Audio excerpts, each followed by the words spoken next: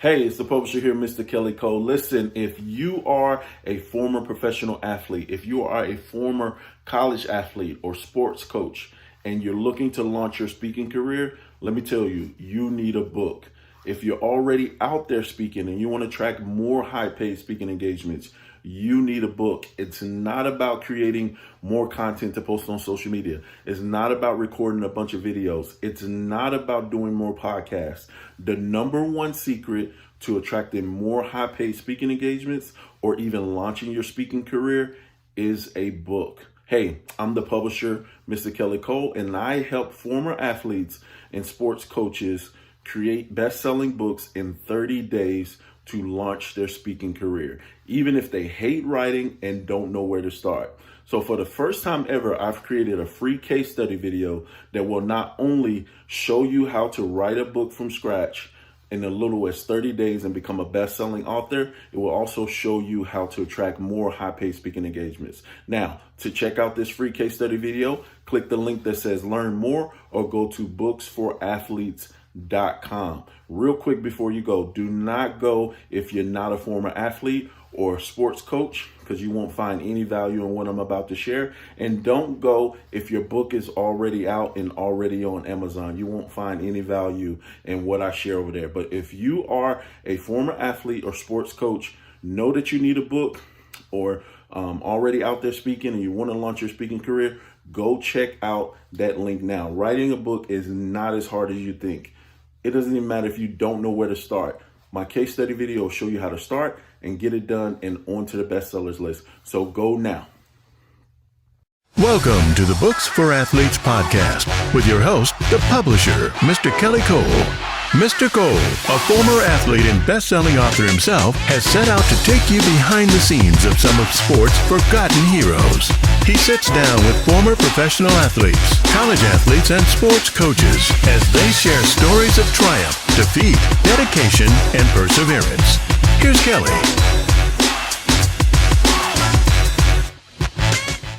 What's up, everybody? Welcome to another episode of the Books for Athletes podcast. Today, I'm joined with a special guest, my man, Coach John Knapp. How you doing, sir? Kelly, I'm doing great. Thank you for the introduction. I appreciate it. Cool. Before we jump into talking about your book, Broken Foundation, tell the people a little bit about who you are. Okay, well, I'm a retired high school baseball coach and teacher for 30 years, and wife and 4 great grandchildren and a couple children myself, or get these grandchildren out, and it's been a nice journey for me right now. But I'm kind of a simple person here in upstate New York, and enjoying the simple life of my wife, who retired from a local community college here in the area, so. We enjoy our boat rides on Seneca Lake, and the Finger Lake. So life is great, man. That's awesome. That's awesome. All right. So let's jump into a little bit of your story. So are you born and raised in New York? Yes, I was born and raised in Elmira, New York.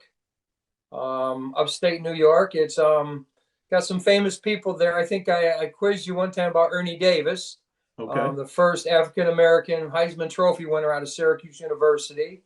Wow. He's from Elmira, New York, and died of leukemia right when the Cleveland Indians drafted him first pick. He ended up dying at 26. Tommy Hilfiger is from Elmira, New York. Hal Roach with the Little Rascals. He's Mark Twain. In fact, my brother's now got my nickname as Mike Twain because it's my first book. He lives out in St. Louis, and we're having kind of fun with it, And in fact, I went out my wife and I were shopping at the mall, and there was a T-shirt that said, Mark Twain is my homeboy, so I got to send him a shirt. That's awesome. That's awesome. But yeah. So good stuff. Good stuff. So what developed, did you grow up playing baseball, or what developed that love for baseball? Yeah, it was when I started right out at T-ball all the way through.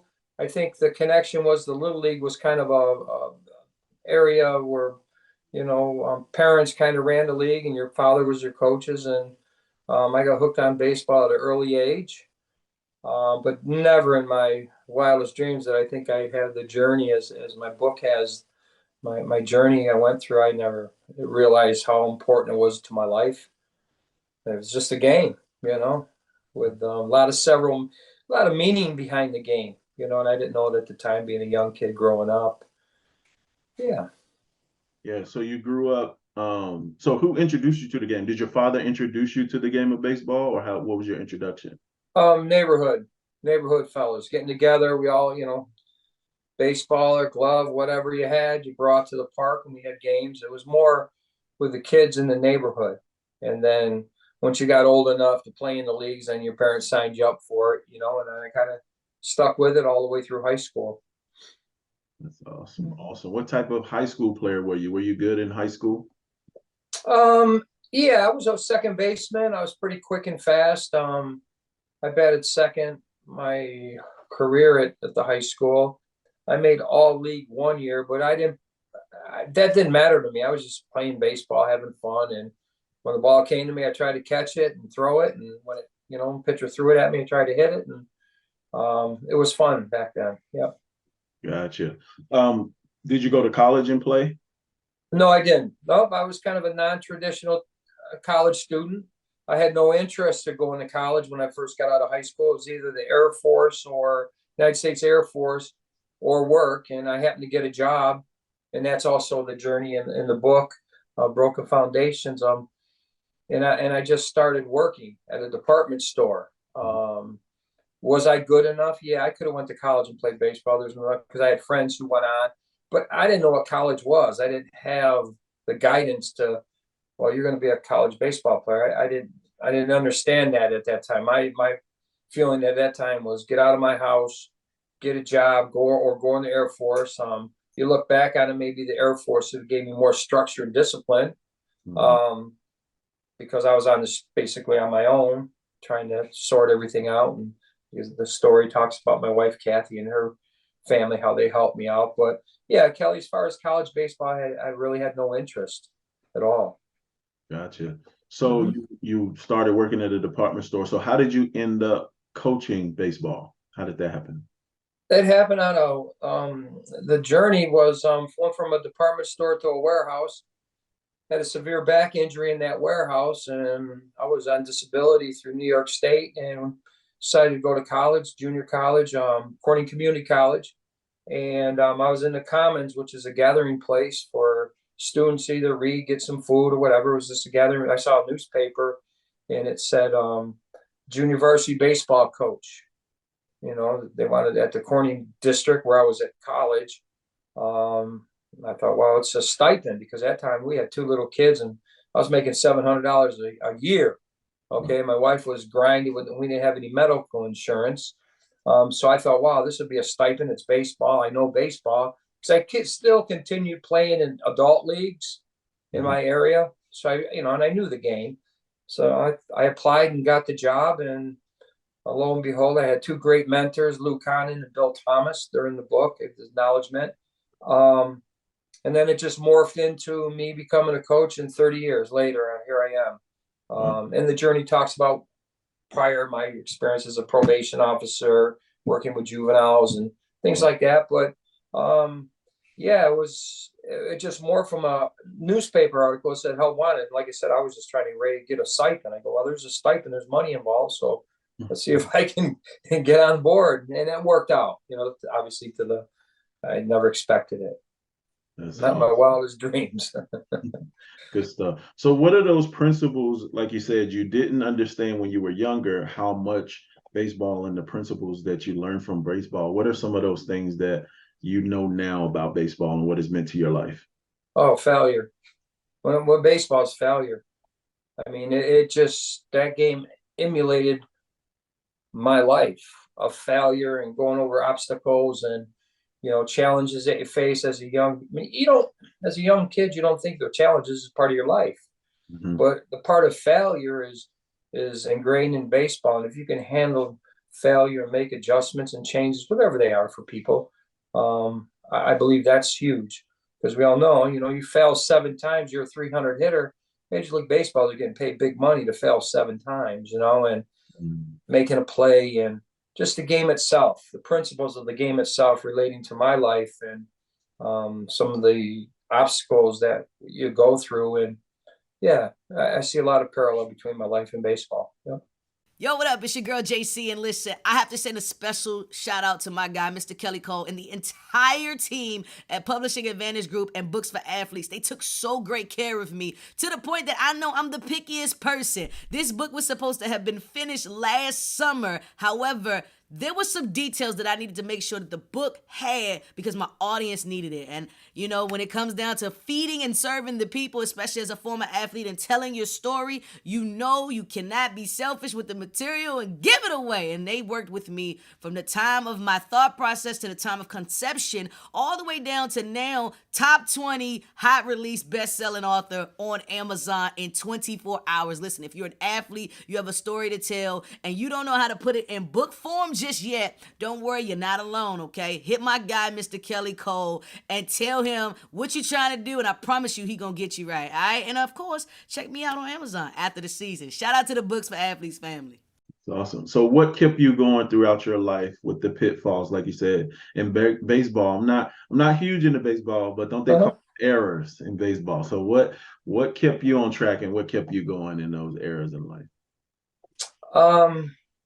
My wife, Kathy. I'll be honest with you, Kelly. If she's, you always have an angel in your life, and now I look back on my life and see people that were on that journey, and she's been with me since we were 15, 16 years old. So she's been the rock, the solid, religious, Catholic, just a great person. And she taught me to overcome, how to overcome, and her mom and dad helped me out through some thick times, but it was just her, just kind of, not accepting, but we communicated the agreements of how we're going to get through this. We have two young kids, like I said earlier, two young kids, and I'm not working, and she just got laid off, and she's driving a Toyota Celica with a muffler off, trying to sell ice cream upstate New York, and we have two little babies, and it's like, okay, this is real, this is life, we'll get through it. So without her, none of this is reality. None of my life is, and who knows where my life would have spiraled to. Wasn't for Kath, yeah. Yeah, and y'all met in high school? Where did you and your High wife? school, the Spanish class, yeah. She sat in front of me in Spanish class, that long strawberry hair she had, and I'm like, and she cheerleaded, and I was an athlete. I played, baseball and basketball and soccer. So I was an athlete around the school, and we just met and hit it off, and yeah, it was pretty neat. And we've been married. We got married in 1979. Wow. 44 years in October of this year. So, but she tells me we got 50 plus because of our teenage years. That's awesome. Wow. 1979, year I was born. So okay. Nice. That's awesome. Yeah. Well, good stuff, man. So working with and coaching for 30 years, what are some of the things you try to instill into your players? Hard work, grit, determination, make decisions. One of the pieces I really loved when I worked with kids was the decision making, and talking to them about decision making. And I often tell them, you need to talk to your parents a lot of times about this. Have communication with your parents. Your buddies are going to tell you what you want to hear. Your parents are going to tell you what they need to say and what's going to be true from their heart, what's best for you. I said, so if there's any gray area, then if you honestly can say to yourself, my parents will agree with this decision, then go for it, and then learn from it if you make that mistake. But if it's a gray area, don't go with your buddies, go with your mom and dad, because they're going to steer you in the right way. You might not like what they have to say to you at that time, but they're looking out for your longevity, because your friends, as we know, they're friends back then. I look back, and this book has actually brought together a lot of people from my class, but other than that, you don't see your classmates that often like you do your parents. Your family's family, man. They're there forever. So that's one of the, some of the areas I try to instill in the kids, but the hard work and effort comes a long ways in life, and get to be respectful. We were always we played hard, but we also made sure when we were on a bus ride, there was no food left on the bus or in the cafeteria. I have a neat story. We had to play pickup in the cafeteria one time because custodial staff came to me and said, Coach, baseball players left stuff in the cafeteria before the practice. Okay, I'll take care of it. So I talked to the boys, and it lasted for 2 days, and they came back and told me, I said, okay, now we're going to play a game of pickup. And I had 6 5-gallon bucket baseballs full. And I had the varsity team. I was a JV coach at the time, instilling discipline on these little guys. Had them open up all the doors to the gym. And I took those baseballs, Kelly, and just threw them all over the gym. I said, you got 60 seconds to pick them all up in the bucket.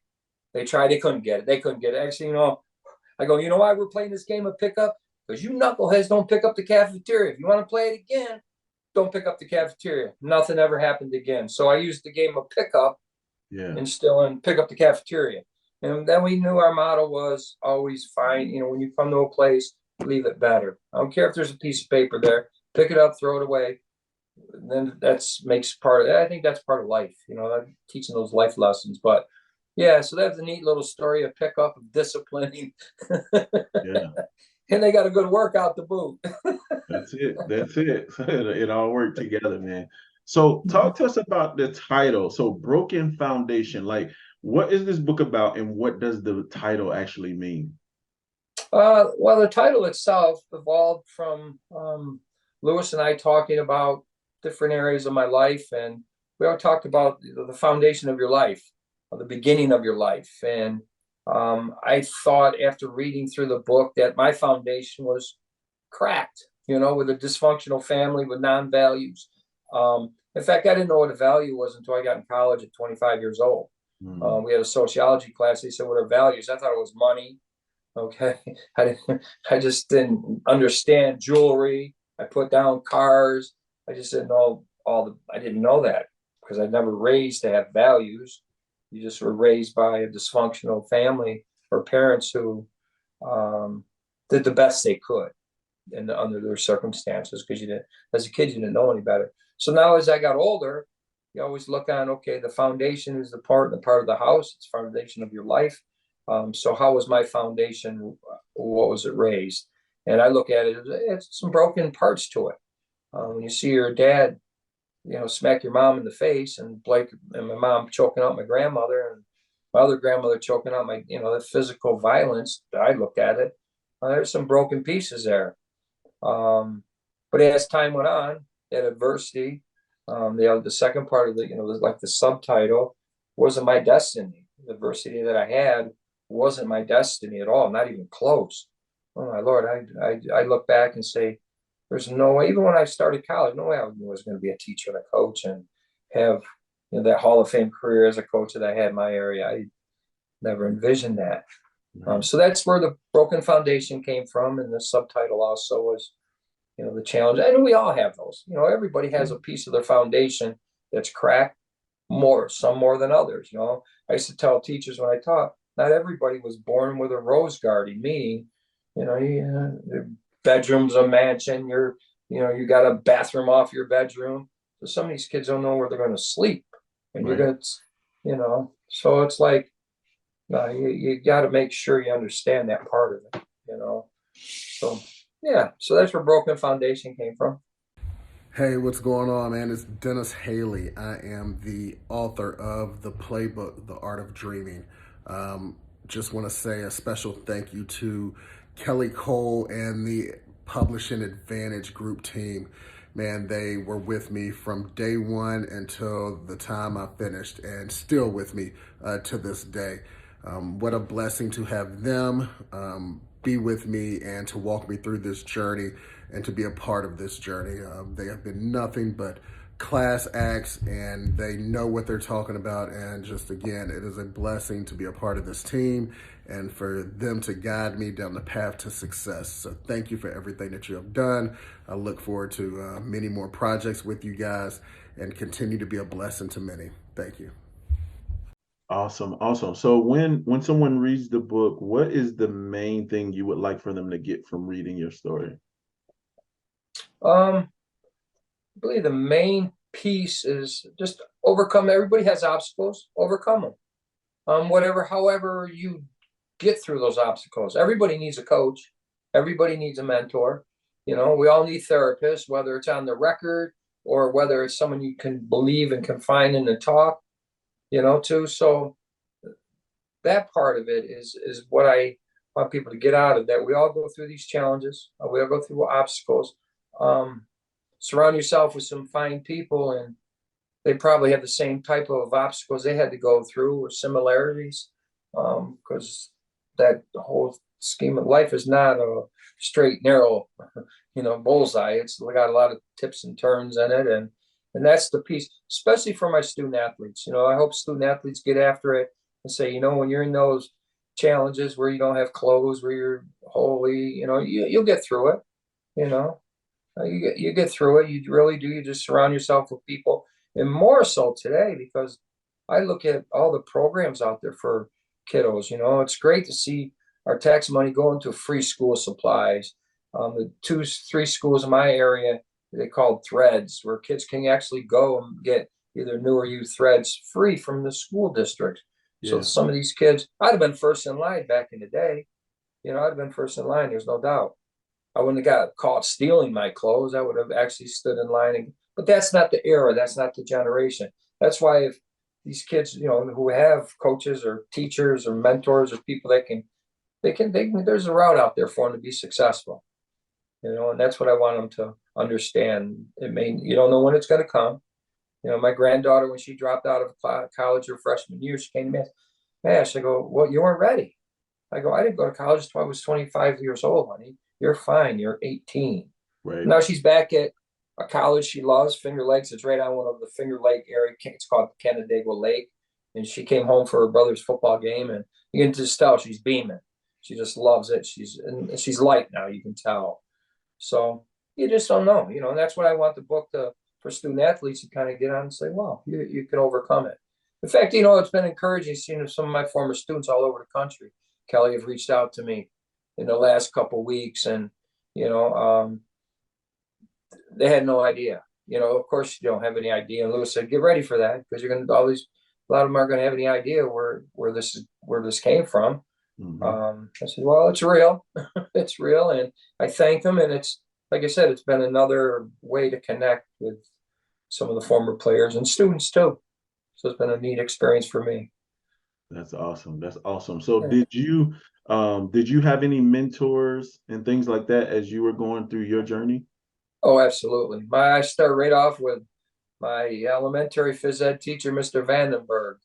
Mm-hmm. He allowed me to come in early, shoot a few hoops, run intramural clocks. He took me to his house on weekends to stack wood. So he got me through. There's some of my other elementary teachers, Mr. Rowe, my basketball coach. It seemed to be always a teacher or a coach that really kind of gravitated. Really wasn't my league coaches, the leagues in the area, because they didn't spend as much time with me as my school teachers did and my coaches. There's so many of them, and I look at walking into that, as my book talks about, when my parents left, we moved for the 6th time to the other side of the river. And I walked into a school at 8th grade, not knowing one person. I was like, here I got holy clothes on. I look, I'm getting stared down like, someone want to fight me, or are they going to challenge me? But that was kind of like I said in the book, was like a twilight zone, because I didn't know anybody. But the teachers knew I was new, and they knew. But as time went on, you have won it. You got on the court with people, and they knew you were an athlete, and you were accepted, and then things went on. Mr. Sanko, he's in one of my stories about how he used to pick me up. I was walking home and drop me off at the corner near his girlfriend's street. In fact, they ended up getting married. So Coach Sanko was a real strong mentor. Then when I came in the education, it was Bill Thomas. John Casterlane was my first principal. He was like a father figure to me during those times, being a first, second, third year teacher. And he let me explore with kids and do some great teaching and mentoring for them too. So, they were kind of the big guys, big people that mentored me and helped me through. But it seemed like every, journey, every step that I went through, there was always someone there, and for whatever reason, they were there. You just kind of get you through those times. Mm-hmm. Awesome. Awesome. So what was it like when you held the book in your hand for the first time? What was that like? It's pretty emotional. Um, because it also was during the time my wife and I went onto the lake and we laid my mom and dad's ashes out on the lake, and um, yeah, it was pretty emotional for me. A lot of tears and joy, and we, like I said, on the 27th when it was released, my dad always, same lake, Seneca Lake is where we have our boat, and my family spent a lot of years there. And my dad used to fish at this point, Beloy's Point, and drink Budweiser. So I took his ashes with a can of Budweiser. And my mom was known for her Red Cat wine. It's a winery up in the Finger Lakes. So I did a bottle of wine, and Kathy had to take the boat because it was pretty emotional for me. I never felt that type of emotion before, and it was just meant to be. Yeah. It was a day of emotion. Earlier in the morning, we go watch my grandson play flag football and score 2 or 3 touchdowns. It's like, what a day, what a great day. I posted it out there, and I can't remember where I put it, but it was just a day of emotion. And the book was there, and it's like, oh my Lord, this is reality. This is pretty awesome. So once again, I can't thank you enough, and Don helped me, and Keon, and I hope I pronounced his name right, Yeah. and Lewis. In fact, I think you knew Lewis drove to my mom's house in Zephyr Hills, Florida, which is almost a 3 hour, 2, 3 hour. Him and Lewis and Brenda, his wife, came over when my mom was ailing in the hospital, and God, he stayed for 3 or 4 hours. And after we got done talking, we got talking about so much good stuff. We forgot to take pictures of each other. Great. But we chuckled about that once we separate, he got back home and I came back to New York. So we didn't get a picture either. Wow. But we were so intent, it was pretty heavy stuff. So it was good. It was good. Good stuff. Good stuff. Yeah. Kelly, Books for Athletes is probably the best thing I stumbled across towards the end of this process of writing this with Ben Guest. I have been so pleasantly pleased with the way you have stepped me through the final processes of getting my book on Amazon, where we are currently ranked the number one new release after just 24 hours on Amazon. So I can't thank you enough, and your team, for all you guys have done to help me achieve my goal of being a published author. Yeah, so we put it all together, that part. Next question is, what was it like working with us, like to put it all together, and would you recommend others work with us as well? Highly recommended. In fact, I'm working on a book signing here in my area, and my graphic designer sent me a picture of my book, and it didn't have your logo, Book for Athletes, up on the corner. I go, my wife said, wait a minute, something's missing. I go, what? She goes, Kelly's logo up there, Book for Athletes. We got to put that back on there. So that's how much I think about your company. I want it out there because it's powerful. You deliver. Everything is positive. From all the content, the lock-in seminar that I attended through the Zoom, I learned so much from that, Kelly, and it's like, it's been amazing. It's like I can't describe how the feeling I got. Kelly or Lewis was right. The emotions that I needed to get out and came out, and it wouldn't happen if it wasn't for Lewis. So you need to keep digging deep. He goes, you're going to be working around your house one day. Keep notepads out, write it down, because your mind's going to start really getting into these stories, and how true. I had notepads all over the house and just jot it down so I could refresh myself, come back to my office and work on this, and then revise what he did. And we worked on that one, I don't know, natural text or something where you can talks to you, and it speeded up the process. Unbelievable. So, those little, and helping me technology, get me a little bit of technology smart. I mean, I couldn't have done it without you guys, and I'd still be spinning my wheels here in upstate New York with my mind full of a lot of knowledge, because I know I can still help kids, and I know I can still help people. And without your professionalism and guidance, it would have never happened. So I can't thank you folks enough. And I need to get you a signed copy and send it to you once I get your address. For sure. When is your book signing?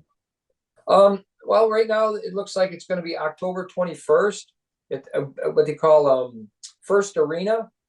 Let me check my date timer because we had to change it because my grandson had a football game on the Friday. I'm just pulling away for a second. Okay. Yeah, it's going to be Saturday, October 21st at the First Arena. In fact, my wife and I are going over there tomorrow at 1:00 to meet with them. They've already approved it. They're excited for me to have it there. So my graphic designers worked on some signage and some things for the signing. So that's going to, and then Barnes and Noble contacted me yesterday. That's awesome. And they were, I guess, looking into whether I'm going to have a book signing there. So yeah. That's awesome, man. Yeah, if I can make it, man, I'm gonna try to come. I'm gonna look at it. That'd be awesome. That'd be great. Good stuff, man. All right. So is there anything else you want to share about the book and just let the people know where they can get a copy? And anything else you want to share? I just want to thank everybody. It's available on Amazon.com. It's now it's also in Kindle. It's in Barnes and Nobles. Reach out to me, John Knapp. My email is jmknapp, KNAPP9 @gmail.com. May take me a couple of days to get back to you, but feel free to email me. Other than that, Kelly, I'm just ecstatic. I got a book. I can't. It's just amazing. It really is. That's awesome. Yeah. So before I let you go though, like encourage the people that's thinking about writing a book, encourage them why they should just go ahead and get it done. Mm-hmm. Because you only get one shot at it. You'll get one opportunity to do something that's powerful. Everybody has a powerful message. They may not think they do, but everybody has a powerful message. And you just got to grind it. You got to start with journaling. You got to start with note taking, and you got to start with jumping out with Kelly Cole because he'll steer you in the right direction with professionalism and guidance to write a book. And man of his word. That's awesome. I appreciate that. Last thing, what was the response of your family? So your wife first, and then the rest of your family when they saw the book. They're excited for me. It opened up probably some, emotions for them too, which is cool. And they're all supportive. I have a bunch of signed copies in my pile over here to send out to my brothers and sisters. But they're supportive. They just think it's a neat opportunity for me to help people. And anytime we can do that, we're helping mom and dad down the road too, even though they're in the gates of heaven now. Yeah, that's awesome, man. Mm-hmm. All right, John, man, thank you so much for doing this, man. I really appreciate it. This has been awesome. I want everybody to go out there and get John's book. And last thing I forgot, it hit #1 on Amazon. Like, what did that feel like when I let you know that? Kelly, when you told me that it hit #1 new release on Amazon, I just yell. I think I startled Kathy. She goes, "What's going on?" I go, "You're not going to believe this. Sit down." I said, "Kelly just told me it hit #1 new release on Amazon." She goes, "You're kidding me." I go, "No." First person I texted my son Michael, and then my daughter, and then because we're in a group, and let them know. And then it was like, oh my Lord. And then my classmates, I put it out there. And that was encouraging. But it was, once again, one of those emotional moments that it's indescribable. It really is, but it's a neat feeling. It really was. Very proud. All right, man. Thank you so much, John. Appreciate you doing this. Like I said, man, looking forward to your next project. Thank you so much for checking out this episode of the Books for Athletes podcast.